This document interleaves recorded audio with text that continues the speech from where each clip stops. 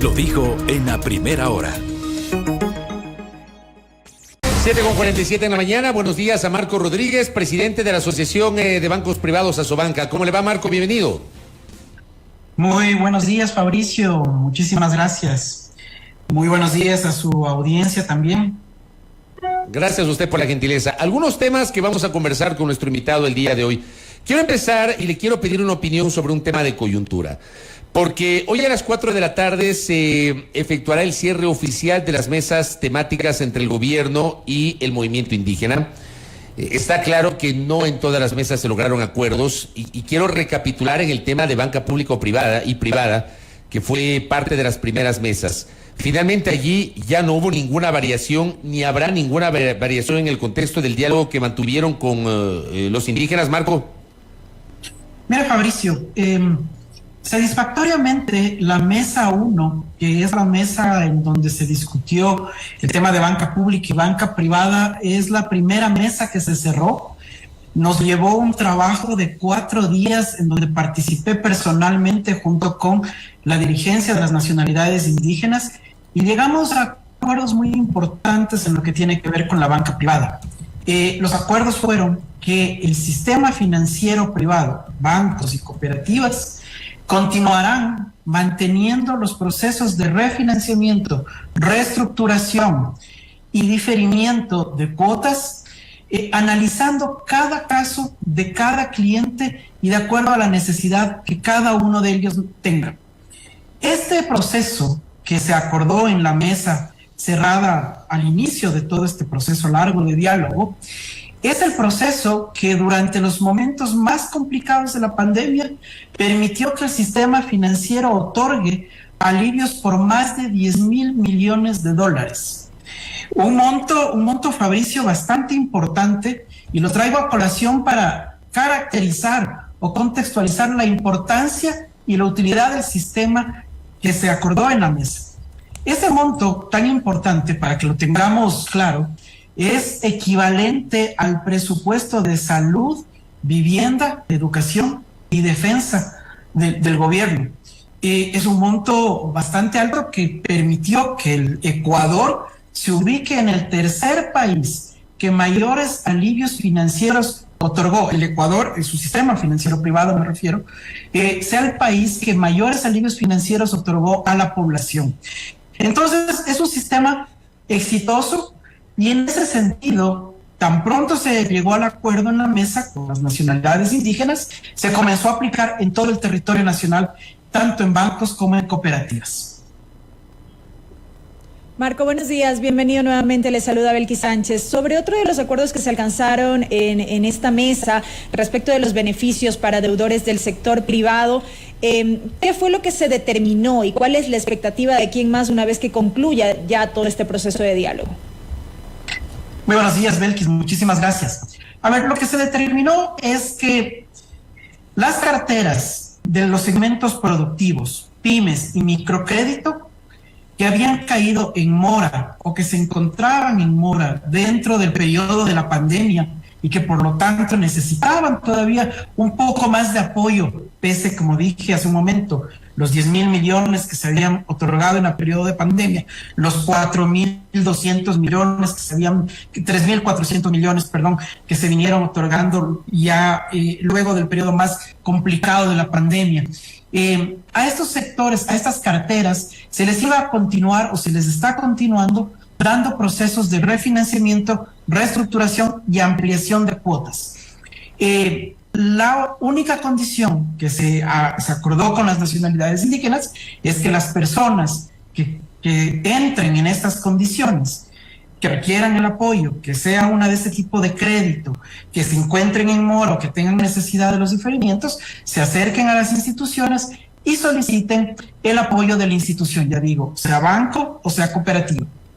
Esos fueron los acuerdos, mi estimada Alex. Finalmente, Marco Rodríguez, le pregunto, ¿no hubo ninguna posibilidad de acceder a algunas de las demandas que planteaban los dirigentes indígenas, por ejemplo, sobre la condonación de intereses o la condonación de deudas? ¿Eso no es posible en el ámbito del sector privado? Privado, claro. Fabricio, muy importantísima su pregunta, porque mire, luego de 4 días de estar sentados con los dirigentes de las nacionalidades indígenas y un diálogo largo de 8 de la mañana a 6 de la tarde, casi sin interrupciones, pudimos dialogar y llegar a varios entendimientos fundamentales. El primer entendimiento fundamental para poder avanzar en el diálogo con las nacionalidades fue el contenido de la Constitución, del artículo 308 de la Constitución, que precisamente ellos también lo traían a colación. El artículo 308 de la Constitución alude a que la función primordial de la actividad financiera en el Ecuador es la preservación de los depósitos. Y dicho esto, las nacionalidades indígenas, los dirigentes, pudieron avanzar con nosotros en un diálogo para comprender parte y parte, cada uno de los lados, nosotros y ellos, que la primera obligación de las cooperativas, de las cuales muchos de ellos, me refiero a las nacionalidades, son propietarios, y los bancos tenían como primera obligación la preservación de los recursos de los depositantes, porque estos recursos son los que se presta a la gente. Si es que se llega a condonar en el sector privado o a dejar de cobrar en el sector privado los créditos que se han otorgado, son los recursos de los depositantes los que se condonan o los que se dejan de cobrar. En consecuencia, dentro de este diálogo, tanto las nacionalidades indígenas como nosotros llegamos al entendimiento de que en el sector privado, dadas estas consideraciones, no es posible una condonación.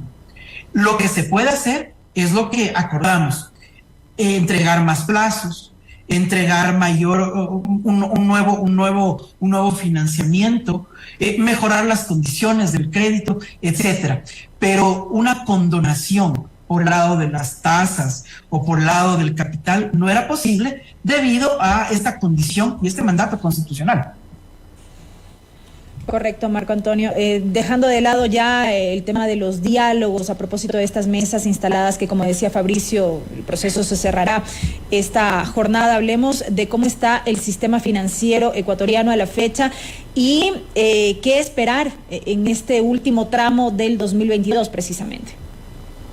Belkis, los desafíos para el sistema financiero son importantes en el último tramo del año.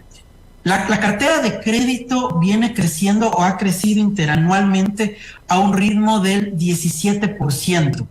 Es decir, en lo que va del año a septiembre del 2022, se ha otorgado un 17% más de crédito de lo que se otorgó a septiembre del 2021, lo cual es muy importante porque muestra el apoyo a la reactivación productiva.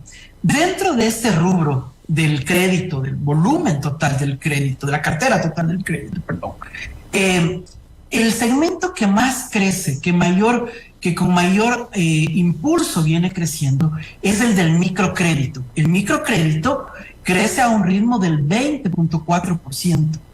Y si miramos el tema del crédito y del microcrédito específicamente en lo que va del año, es decir, del crédito otorgado entre enero y agosto, que es la última cifra cerrada que tenemos a la mano con esta granularidad de datos, podemos mirar que además de que es el crédito que más crece, son las mujeres. El 59% de estos créditos va a manos de mujeres, de pequeñas emprendedoras, de mujeres madres o cabeza de hogar que comienzan sus negocios y que reciben un microcrédito. Esta es una muy buena noticia.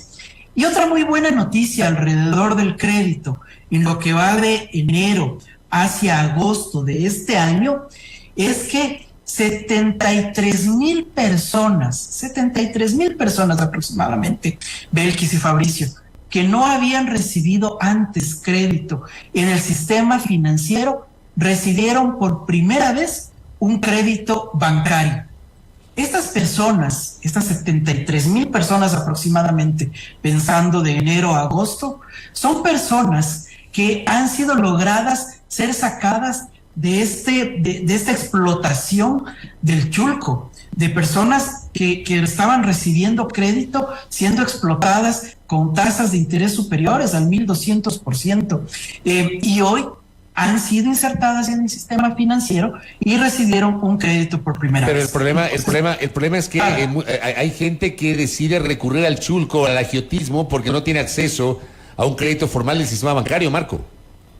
Fabricio, precisamente esos son los desafíos del último trimestre, creo, para el sistema financiero y para el Estado como tal. ¿Cuáles son los desafíos y la problemática alrededor de lo que usted menciona, Fabricio? Efectivamente, el acceso al crédito en el Ecuador ha venido mejorando de acuerdo a las cifras del Global Findex.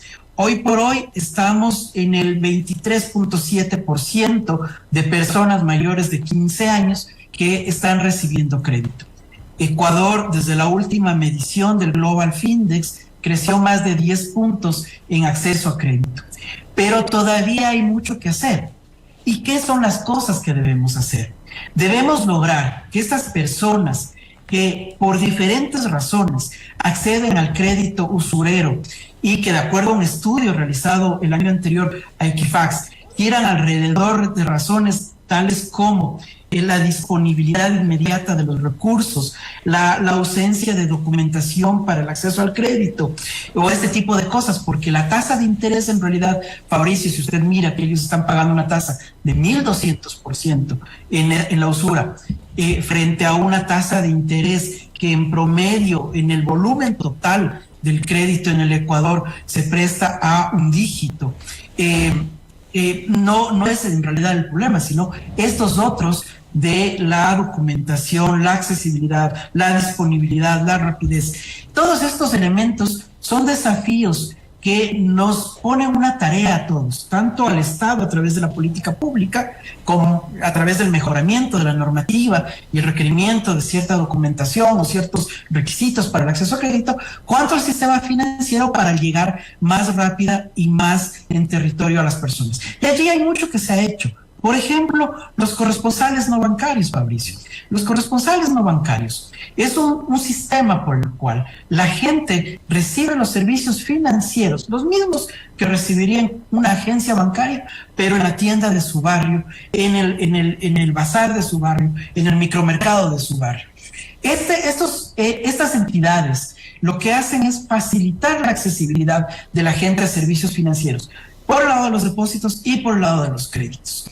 Y de esta manera, de acuerdo a las mediciones del propio Global Findex, se ha convertido los corresponsales no bancarios en una herramienta fabulosa para una mayor inclusión financiera. Marco, un par de cosas adicionales en este diálogo con el presidente de Asobanca. La primera, hoy día El Universo hablaba de el riesgo país que sigue subiendo de manera indetenible.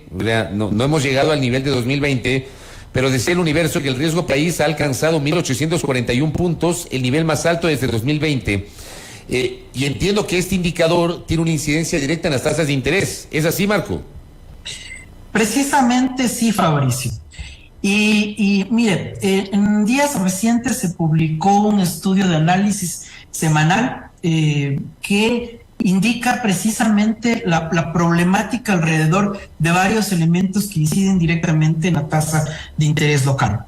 Uno de ellos precisamente es el riesgo país, el cual hay que resaltar o hay que señalar que venía en un ritmo estable y con tendencia a la baja, pero lamentablemente hechos relacionados con los levantamientos de este año hicieron que crezca a un ritmo superior a 1.600%, y de allí ha sido muy complicado que vuelva a reducirse. Este es uno de los elementos. Y hay otros elementos alrededor de este tema, tales como el incremento de las tasas de interés internacionales y la lucha que existe actualmente del gobierno y de la Fed, por ejemplo, para luchar contra la inflación a nivel mundial y específicamente en su país, por supuesto, pero que encarece la llegada de recursos al Ecuador, recursos que estaban llegando precisamente destinados al microcrédito, al financiamiento de mujeres, al financiamiento de finanzas sostenibles. Entonces, efectivamente, Fabricio, hay un impacto local por el encarecimiento del fondeo local. Correcto, Marco. Y lo último, ustedes desarrollaron este encuentro del COLADE. ¿Cómo les fue? ¿Cómo les terminó de ir en esta actividad, Marco? Fabricio, gracias por la pregunta, porque me permite poner sobre la mesa una noticia muy positiva, muy positiva. Incluso, y que va en la línea del crecimiento de la cartera, el crecimiento de los depósitos, el crecimiento de la gente que está siendo atendida por el sistema financiero. Porque usted puso el dedo sobre un elemento importante. ¿Qué hacemos para lograr mayor inclusión financiera? Y este congreso que se realizó aquí en el Ecuador el 3 y el 4 de octubre, que fue el Congreso Latinoamericano de Derecho Financiero, y que nos permitió que lleguen al Ecuador expositores, reguladores españoles, reguladores de Suiza, gente inmersa en el desarrollo de los sistemas financieros y de las nuevas tecnologías en México, en Colombia, en Paraguay, en Uruguay, en varios países de Latinoamérica. Solamente contó con alrededor de 25 expositores, de los cuales 14 fueron del exterior, el saldo locales, y más de 280 personas presencialmente aquí en el Ecuador, Fabricio. Y lo importante de esto fue que el Congreso giró alrededor de todas las modificaciones que deben hacerse localmente y cómo se está haciendo en el entorno internacional para mejorar la inclusión financiera, para traer las mejores prácticas internacionales, para hacer que la tecnología y la normativa acompañen la inclusión de la tecnología en la actividad financiera, para poder llegar más rápida y más específicamente a la gente que hoy demanda servicios financieros cada vez más rápidos y con mayor y mejor seguridad. Entonces, este congreso fue un éxito, Fabricio, y aquí yo quiero resaltar un elemento muy importante, Fabricio, algo que no veíamos en congresos anteriores, y es que durante los 2 días del evento, a tiempo completo, estuvieron presentes las altas autoridades mirando cómo estos expertos y estos reguladores de otros países hablaban aquí en el Ecuador de lo que está pasando en sus países y cuáles son los desafíos y las mejores prácticas. Tuvimos allí la presencia de la Junta Financiera en pleno, de la Junta Monetaria en pleno, de altos directivos del Banco Central, de la Superintendencia de Bancos, de la Superintendencia de la Economía Popular y Solidaria, de la Corporación de Seguro de Depósitos, todos en un foro recibiendo o interactuando con reguladores, supervisores y gente de la academia de los países que he mencionado. Fue, Fabricio, creo que desde ese punto de vista fue totalmente exitoso el evento y ojalá lo podamos repetir en corto tiempo aquí en el Ecuador. Correcto, Marco. Y solamente cierro con esto porque me envían una pregunta, me piden que le pregunte.